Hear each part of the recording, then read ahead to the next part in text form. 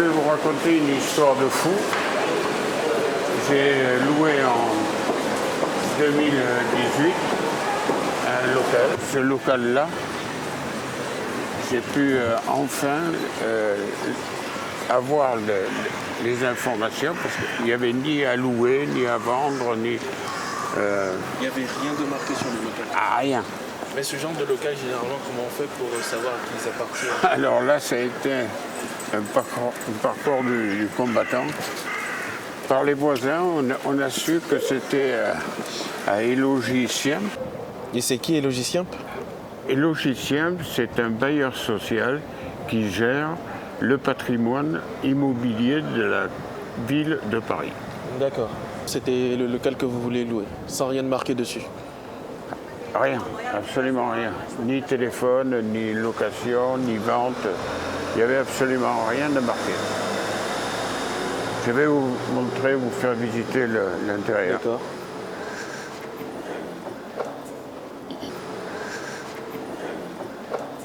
Je m'appelle René Bessot.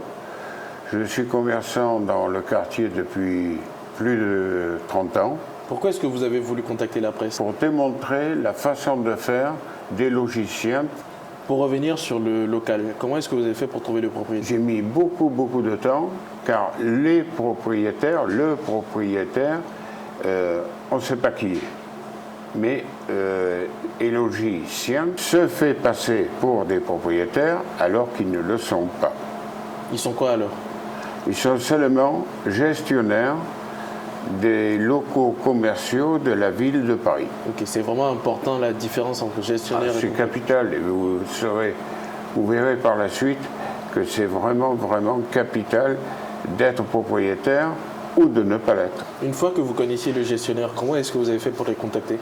J'ai essayé plusieurs fois par téléphone pendant plusieurs jours et comme je n'arrivais pas à les contacter, j'ai envoyé mon fils dans les bureaux des logiciens à la Bastille et il a enfin découvert la responsable de ce local, qui est Madame Naïma Zermini.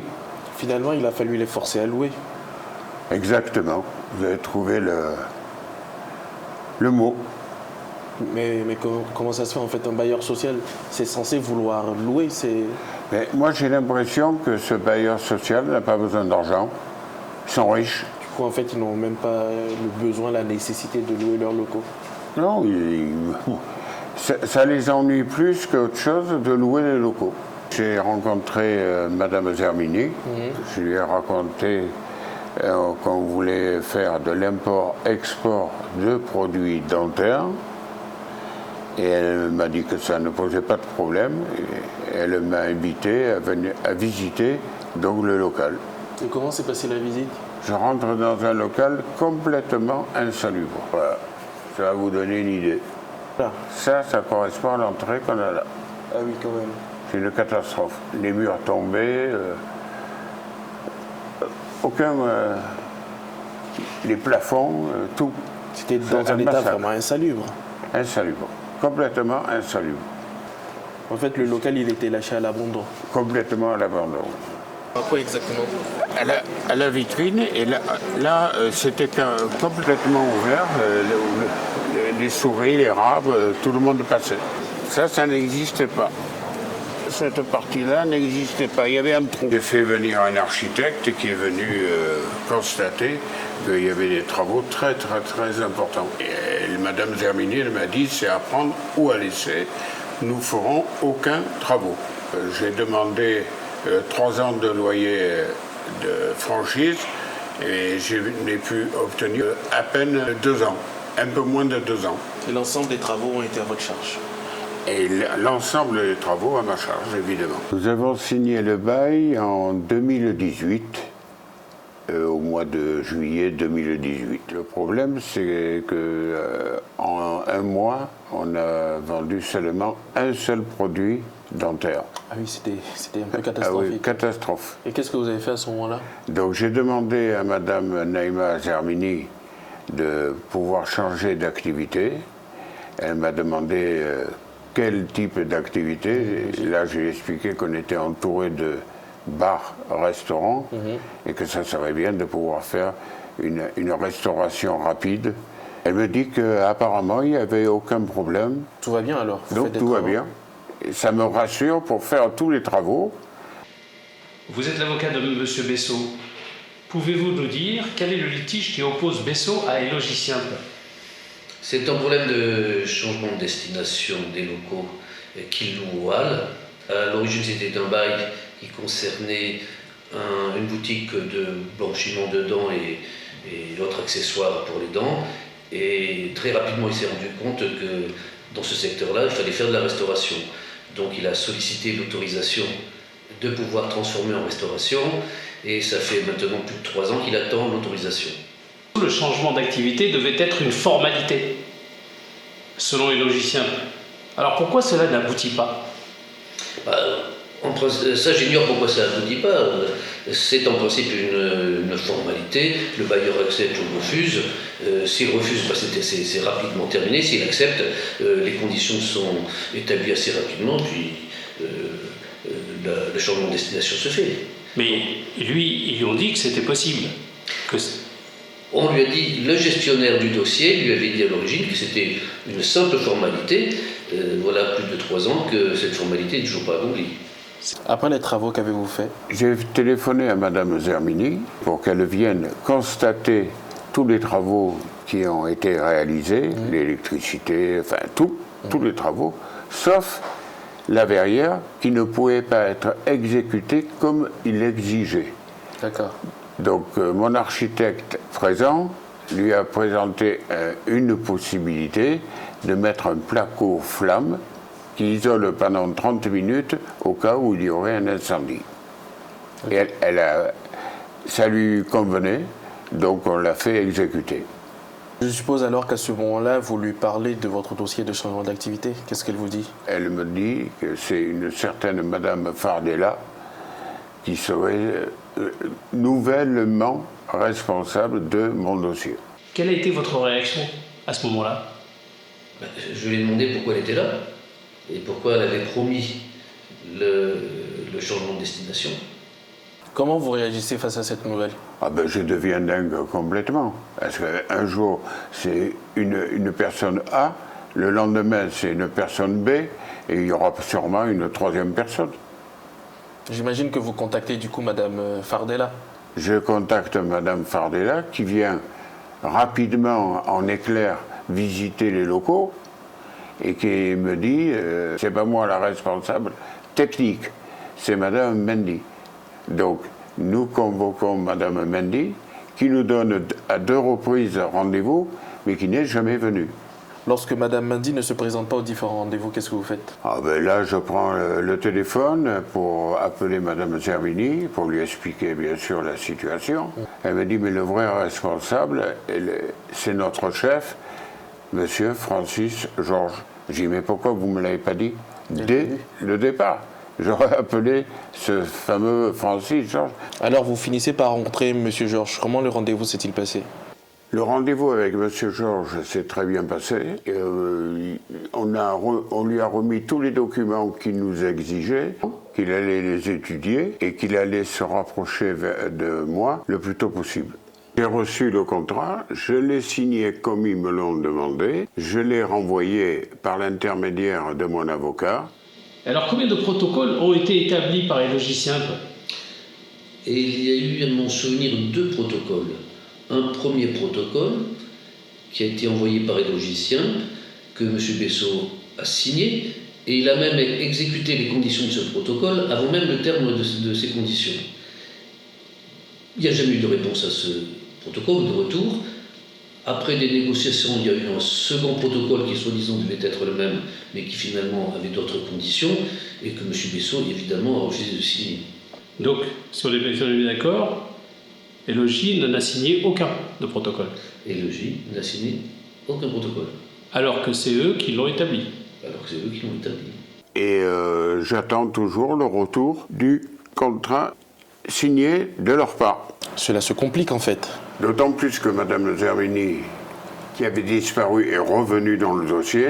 Et là, elle m'annonce que je m'y prends mal avec M. Georges et que le dossier n'avance pas Pourquoi est-ce qu'elle vous dit que vous vous y prenez mal avec Monsieur Georges? Attendez, c'est pas fini. L'histoire, elle me propose de corriger toute ma correspondance avant de l'envoyer à M. Georges. Attendez, si j'ai bien compris, ça veut dire qu'elle écrit à votre place les mails que vous envoyez à son patron? Exactement ça. Et vous acceptez au final cette proposition? Je n'ai pas le choix. On me réclame des sommes injustifiées. Il me demande de faire des choses, des travaux, mais il ne me donne pas la possibilité de les faire parce qu'il ne me signe pas le bail. Et mon banquier sans bail, eh ben, il ne me donne pas d'argent. Tous les mois, on accumule les mois de location. Et je n'ai pas de bail, j'ai pas d'argent. Je suis condamné à accepter ce que me propose Madame Zermini. Madame Zermini me téléphone et elle me dit que mon affaire se complique. Encore? Ça se complique encore, mais elle me rassure en me disant que j'aurai mon bail, j'aurai mon avenant du bail. Ah oui, même elle a presque encouragé l'exécution des travaux en disant Monsieur Bessot, qu'elle tutoyait, ne t'inquiète pas, mon supérieur va valider tout ça. Et parce que M. Georges ne peut rien lui refuser. Madame Zermini vous rassure, vous avez sa garantie, vous êtes plus inquiet au final. Oui, mais le problème, c'est que ça avance pas. Madame Zermini m'a confirmé qu'on pouvait avoir le changement d'activité et il n'y a rien qui avance. Mais avec tout ça, c'est quoi le but? C'est quoi l'idée des logiciens? Moi, je pense que la seule idée qu'ils ont, c'est de me nuire. C'est pas possible autrement. Ils m'envoient des documents à signer, je le fais, je les renvoie, mais je n'ai pas de retour. Aucun retour. Ils m'empêchent de travailler. Et le comble du comble, ils m'envoient des huissiers pour me réclamer des loyers alors que je ne peux pas ouvrir. Comment voulez-vous que je paye des loyers si je ne peux pas ouvrir pour faire de l'argent pour pouvoir payer mon propriétaire? Comment est-ce possible? Mais alors, qu'est-ce que vous faites? Vu qu'ils ne répondent pas au téléphone, ni M. Georges, ni Mme Zermini, je décide donc d'écrire à Mme Debrem et à Mme Patrice, qui sont au-dessus de ces gens-là. Qu'est-ce que Mme Fabrice et Mme Debrem ont répondu? Alors là, il n'y a absolument aucune réponse, ni de Mme Debrem, ni de Mme Patrice. Enfin, la situation a commencé tout de même en février 2018, ça fait 4 ans. Vous vous rendez compte? Nous sommes en février 2022 et mon problème n'est toujours pas résolu. J'avertis Mme Hidalgo par écrit, lettre recommandée accusée de réception, ainsi que M. Grégoire, son bras droit. Donc avec tous ces interlocuteurs, personne ne vous a répondu? Absolument personne. Ni la mairie de Paris, ni la direction des bailleurs sociaux, personne. Absolument personne m'a répondu. Bessot a alerté les responsables de la mairie de Paris, Madame Hidalgo, Monsieur Emmanuel Grégoire. Alors selon vous, pourquoi ce dossier n'avance pas auprès de tous ces gens-là? Je pense que les logiciens ne fonctionnent pas comme un bailleur privé. Un bailleur privé a besoin de ses loyers et agit assez rapidement. Un bailleur public n'a certainement pas besoin des loyers. Donc je pense qu'il y a une inertie qui est due au système. Avez-vous déjà été confronté à un bailleur social au cours de votre activité? Oui, bien sûr. Oui? Oui, bien sûr. Et ça s'est passé comment? Toujours comme ça? Toujours compliqué. Toujours compliqué. Et très long. J'en ai parlé à un élu qui n'avait pas l'air du tout étonné. Il m'a expliqué qu'en fait, il y a une interférence entre la mairie et les bailleurs sociaux et ils ne veulent pas se bouffer entre eux. Vous voulez dire que les responsables des logiciens sont des anciens de la mairie de Paris et vice-versa? C'est exactement ce que m'a dit l'élu. Il y a des complicités. En fait, c'est ce qui explique que le dossier n'avance pas. Exactement. Et entre eux, ils ne se bouffent pas, ils sont copains.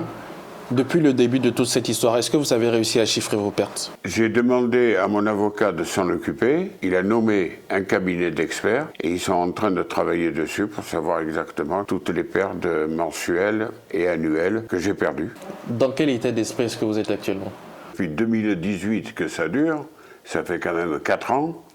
Ils m'ont épuisé physiquement, moralement et financièrement. D'autre part, il faut savoir que moi je paye mes avocats, eux ils n'ont pas à les payer, c'est le contribuable qui paye à leur place. À la fin du mois, ils ont leur salaire, moi à la fin du mois je n'ai rien, zéro. La difficulté qu'on rencontre avec les logiciels, c'est la lenteur. Le manque de réaction immédiate, l'attente. Et c'est dû à quoi ça? C'est dû à ce dont je parlais tout à l'heure, c'est-à-dire un manque d'intérêt immédiat pour la perception des loyers. Ils s'en fichent. J'ai l'impression. C'est que louer des baux commerciaux, c'est un métier. Il y a des agents immobiliers pour ça, qui sont spécialisés. Dans des quartiers difficiles, en plus, il faut connaître son tissu, il faut savoir ce qui intéresse les consommateurs, les chalands, les habitants. Et la mairie de Paris n'a pas cette compétence. Aujourd'hui, où en êtes-vous avec le logiciel? Devant le tribunal. C'est un dossier qui aurait dû être réglé depuis longtemps. Soit il disait à M. Bessot, écoutez, c'est pas la peine d'assister, vous n'aurez pas votre changement de destination, soit on lui laisse entendre qu'il va l'avoir, et 3 ans après, il l'a toujours pas. Il ne peut toujours pas exploiter. Et la sienne ne perçoit toujours pas de loyer. Dans le privé, l'affaire aurait été réglée beaucoup plus rapidement. On a un peu l'habitude, c'est-à-dire soit le propriétaire dit non, on n'en parle plus, parce qu'il n'y a pas d'obligation du bailleur d'accepter un changement de destination, soit il dit oui, on discute rapidement des conditions, quand les conditions sont établies, on signe et c'est terminé. C'est une question de 2 mois, 3 mois maximum, voire moins parfois. Ces agents n'ont pas d'expérience du privé, ils ne savent pas ce qu'est la concurrence, ils ne savent pas ce qu'est un marché, l'offre et la demande. Eux, ils sont fonctionnaires, ils ont des missions de service public qui sont très importantes, mais il y a des domaines qui leur échappent. Les baux commerciaux, c'est un domaine de concurrence. C'est un domaine qui bouge très vite. Vous voyez bien que dans les commerces autour de vous, ils changent très vite quand ça ne marche pas. Les commerçants s'adaptent très très vite. C'est un milieu de concurrence brutale, enfin de concurrence en tout cas qui nécessite beaucoup de réactivité. On ne peut pas demander des agents municipaux d'agir et de tenir un domaine foncier qui concerne des acteurs commerciaux très dynamiques, très proactifs, très réactifs à l'activité commerciale. Quand ça ne marche pas, on ferme. Quand ça marche, on se développe.